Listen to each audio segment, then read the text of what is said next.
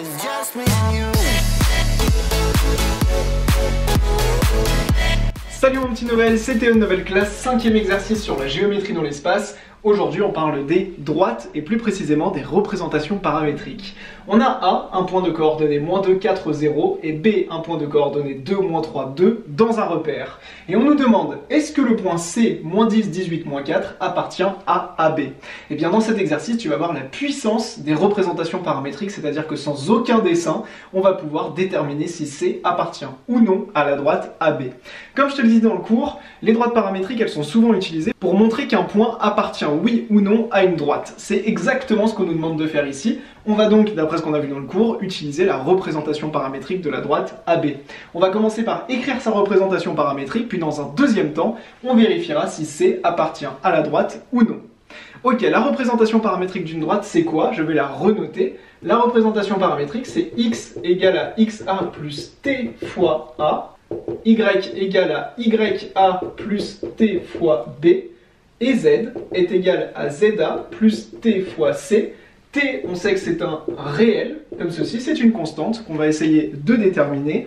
On sait que A, c'est les coordonnées du vecteur directeur de notre droite AB, que je peux appeler U. XA, c'est les coordonnées d'un des points de notre droite. On prend généralement le premier point qu'on nous donne, c'est-à-dire le point A. Et X ici, ça va être les coordonnées d'un point M, dont on essaye de vérifier que ce point appartient bien à notre droite. Et donc ici, c'est exactement ce qu'on nous demande, mais pour le point C. Ok, donc moi, tout simplement ce que je vais faire, c'est déterminer les coordonnées et la représentation paramétrique de ma droite AB. Alors déjà, le point A, c'est super simple, on me le donne, on me dit que A il a pour coordonnées -2 en X, 4 en Y et 0 en Z. Je vais donc avoir ici, tac, les coordonnées du point A que je peux noter tout de suite, -2 en X, 4 en Y et 0 en Z. Tout ce qu'il me manque pour avoir ma représentation paramétrique, c'est les coordonnées de mon vecteur directeur U, qui est le vecteur directeur de ma droite AB. Pour le trouver, eh bien c'est très simple, je vais calculer les coordonnées du vecteur directeur de la droite AB, donc le vecteur AB, qui sera donc égal à xb moins xa, yb moins ya, et zb moins za, comme ceci. Eh bien ces informations, je les ai juste ici. Je sais donc qu'en x, ce sera égal à 2 moins -2, donc 4. En y, -3 moins 4, donc -7. Et en z, 2 moins 0, ce qui est égal à 2. Et voilà, j'ai les coordonnées de mon vecteur U, c'était super simple. Et donc je peux remplacer A, B et C par 4, -7 et 2. Ça y est, j'ai ma représentation paramétrique de ma droite AB.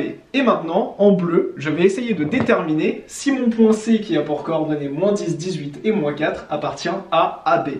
Pour ça, ce que je vais faire, c'est donc que je vais remplacer X, Y et Z de mon point C. Donc X, Y et Z, ce sera donc -10, 18 et -4. Et ce que je vais faire, eh bien, c'est résoudre mes trois équations que j'ai ici et vérifier qu'à chaque fois, j'obtiens bien le même T qui est mon inconnu. Si à chaque fois j'obtiens le même T, eh bien, je sais que C appartient à ma droite car le T est égal dans les trois cas. Et si ce n'est pas le cas, eh bien, je sais que mon point C n'appartient pas à ma droite AB. On va donc essayer de résoudre ces trois équations. C'est parti. Dans le premier cas, je sais que ça revient à dire que T, il est égal à... Le -2, je vais le faire passer de l'autre côté, je vais donc avoir -10 plus 2 divisé par le 4, car ici je multiplie t par 4, donc -10 plus 2 divisé par 4, ce qui est égal à -8 divisé par 4, ce qui me donne donc -2. On va faire pareil avec la deuxième équation, t il sera égal à 18 moins 4 divisé par -7, et si je fais ce calcul à la calculatrice, j'obtiens -2 également. Et dans le troisième cas, t sera égal à -4 moins 0, donc -4 divisé par 2, et -4 divisé par 2, c'est égal à -2. Et qu'est-ce qu'on voit? On voit que t est toujours égal à la même chose, -2, et je peux donc en déduire que c appartient bien à ma droite AB. Donc pour réussir cet exercice, c'était super simple, en fait il suffisait juste de connaître par cœur l'expression de la représentation paramétrique d'une droite, avec donc ce système de trois équations à connaître par cœur et qu'on a vu dans le cours, et si tu le connais, eh bien comme tu peux le voir, en 2 minutes, cet exercice est réglé. J'espère que cet exercice t'a plu, n'oublie pas de t'abonner à ma chaîne YouTube, et à très bientôt pour le prochain exercice. C'était Théo, ciao!